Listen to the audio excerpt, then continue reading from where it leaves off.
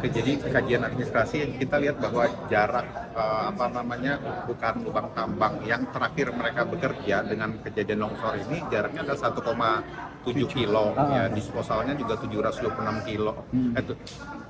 Gini, jadi jarak lubang tambang aktivitas mereka yang terakhir, GP terakhir ini jaraknya itu sekitar 1,7 kilo ya, dari fasilitas longsoran, dan ini memang masih memenuhi kaidah-kaidah ya, Peraturan Menteri Nomor 4 Tahun 2020 dan Peraturan Menteri SDM bahwa jarak tambang itu dengan fasilitas publik ada 500 meter ya, masih memenuhi.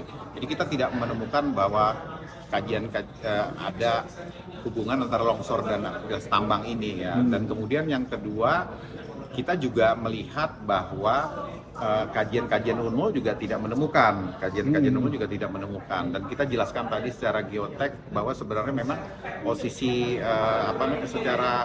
secara geologi memang posisi jalan ini sudah dijelaskan tadi, memang berada di daerah rentan longsor karena memang ada lembah dan memang dia berada di formasi Kampung Baru yang memang formasi ini adalah formasi yang rentan karena tidak padat, dan kalau kena hujan pasti akan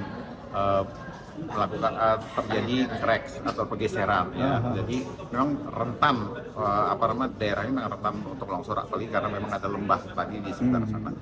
Nah, tapi kita tetap akan turun ke lapangan untuk melihat apakah ada sebab-sebab lain yang bisa kita cek ya. Seperti yang kita jelaskan tadi bahwa kalau memang ini tambang, ini memang longsor karena akibat aktivitas tambang, kita pasti akan meminta tambang yang bertanggung jawab ya.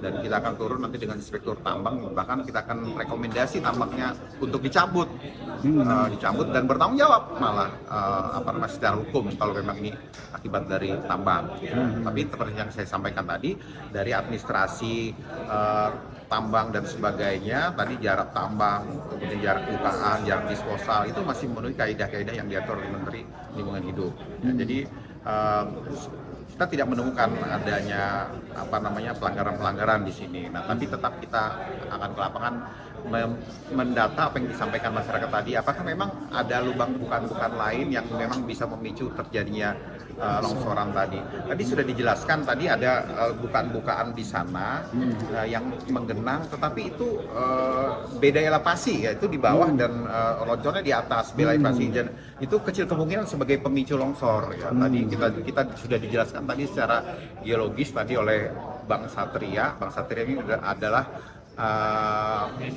penyidik bumi ya, penyidik bumi ahli muda. Nah, dia secara ilmu geologi dia menjelaskan bahwa memang daerah itu adalah daerah yang rentan longsor, apalagi curah hujan sangat tinggi, kemudian terjadi gerakan tanah karena memang tanah tadi di formasi Kampung Baru tadi sangat rentan karena tidak padat ya, sangat rentan terhadap longsor, apalagi memang ada lembah yang bisa mengakibatkan pergeseran gerakan tanah tadi.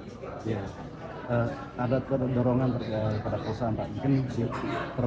Mungkin terlepas dari itu kita minta bahwa perusahaan bertanggung jawab membantu walaupun ini bukan kesalahan perusahaan, tapi perusahaan membantu care terhadap musibah yang terjadi di 22 rumah tadi ya, membantu. Tadi kan kesepakatan dari dorongan dari pemerintah dari DPR provinsi adalah bagaimana mereka bisa memfasilitasi pembelian setengah hektar tanah tadi untuk dijadikan pemukiman, dan kita dorong pemerintah daerah Kabupaten Kutai Kartanegara untuk membangun perumahannya untuk mengganti yang tersebut.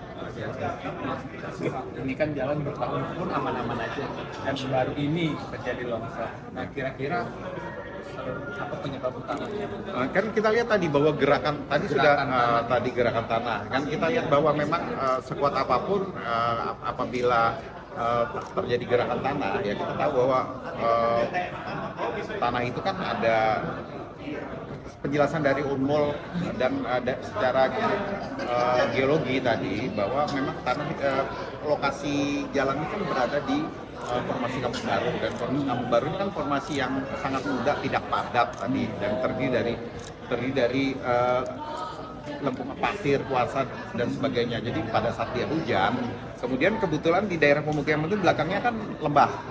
Jadi dia turun longsor, landslide begitu, arah tanah ke bawah ya, gitu ya. ke bawah tadi. Nah tadi ada aliansi teman-teman dari aliansi masyarakat tadi mengatakan bahwa itu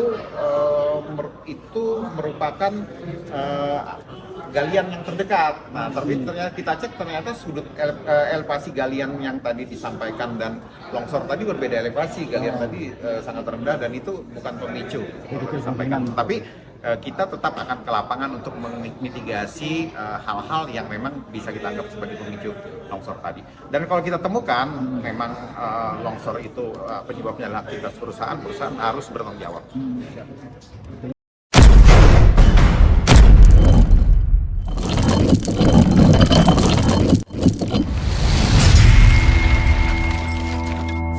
Apa gerang?